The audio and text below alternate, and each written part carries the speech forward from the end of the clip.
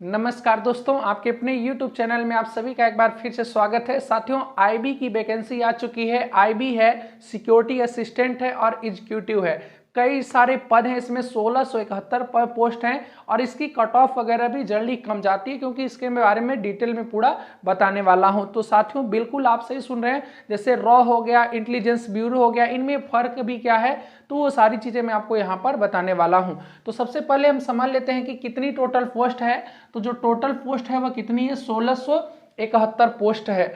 Apply date जो होना था वह आज 5 नवंबर से स्टार्ट हो जाता और 25 नवंबर तक लगभग 20 दिन फॉर्म भरा जाता, किंतु कुछ कारण बस आज से फॉर्म स्टार्ट नहीं हो पाया और पोस्टपोन हो गया है। हो सकता है 4-6 दिन में इसको स्टार्ट किया जा सकता है, ठीक है ना।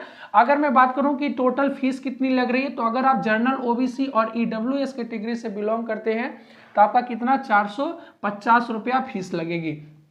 वहीं आप SC और ST कैटेगरी और फीमेल हैं तो आपका केवल मात्र कितना 50 रुपया फीस लगेगा। इसके साथ साथ में साथियों, आपका जो क्वालिफिकेशन होना चाहिए वह 10th लेवल का होना चाहिए।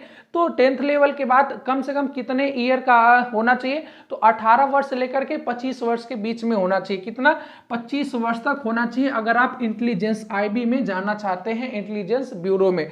वहीं अगर आप सिक्योरिटी असिस्टेंट और एग्जीक्यूटिव के लिए वैकेंसी में फॉर्म अप्लाई करना चाहते हैं तो आपको मैक्सिमम एज में 2 वर्ष की अतिरिक्त छूट दी गई है, अर्थात कितने वर्ष की, 27 वर्ष के हैं आप तो इस फॉर्म को भर सकते हैं।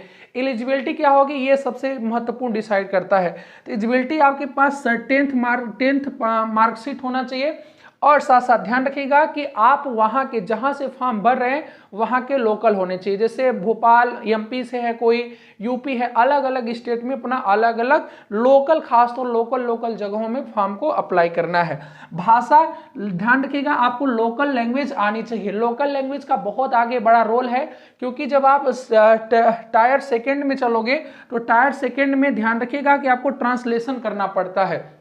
उसमें क्या करना पड़ेगा कि आपको अपनी लोकल भाषा को इंग्लिश भाषा में कन्वर्ट करना पड़ेगा, ठीक है ना। जैसे आप गुजराती जानते हैं तो गुजराती को आपको इंग्लिश में कन्वर्ट करना पड़ेगा। आप बिहारी जानते हैं, बबूनी बहुआ करते हैं, तो आप बिहारी को किस में करेंगे, मतलब बिहारी वाली लैंग्वेज को आपको इंग्लिश में कन्वर्ट करना पड़ेगा, ठीक है ना। और कितने 500 ऐसे शब्द आपको मिलेंगे, 500 वर्ड मिलेंगे और 500 वर्ड के लिए केवल साथियों 1 घंटे का समय होता है और उसके लिए 40 मार्क्स दिए जाते हैं। इसीलिए यहाँ पर लोकल क्षेत्रों के लिए बहुत सारे बच्चे फॉर्म अप्लाई नहीं करते हैं और यहाँ पर फॉर्म कम अप्लाई होता है और इसमें 3 फेज से गुजरना पड़ता है।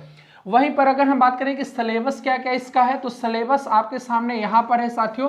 देखो, GK GS तो ये तो हर एक एग्जाम में आता है। GK GS अब लगभग SSC CGL वगैरह में भी इसका रोल अहम कर दिया गया। तो 20-20 मतलब टोटल कितना 40 प्रश्न रहेंगे और कितने 40 अंक के रहने वाले हैं। मैथ के कितने प्रश्न, मैथ के 20 प्रश्न रहेंगे, 20 अंक के रहेंगे।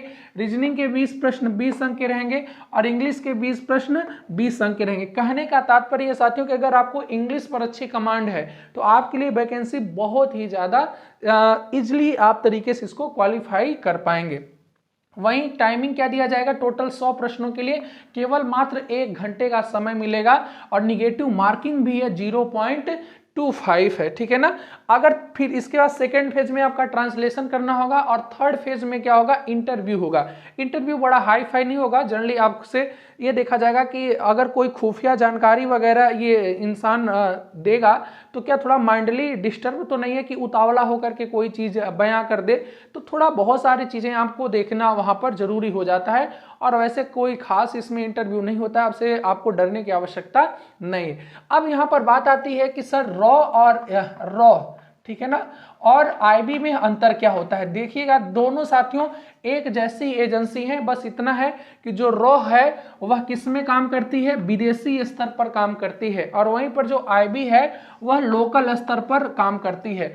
जो रॉ होती है वो विदेशों की इंफॉर्मेशन मुहैया कराती है और जो IB होती है यह अपने देश के अंदर ही, जैसे कोई रैली वगैरह में कोई घटना न हो, देश के अंदर कोई मतलब किसी प्रकार की घटना, आतंकवादी घटना न घटे, उसकी देखभाल IB की जिम्मेदारी है और विदेशी स्तर पर जिम्मेदारी किसकी है, रॉ की है। तो आशा करते हैं कि आप सभी को अच्छे से पूरा समझ में आ गया होगा। ज्यादा फीस भी नहीं है, 450 फीस है, 1671 पोस्ट हैं।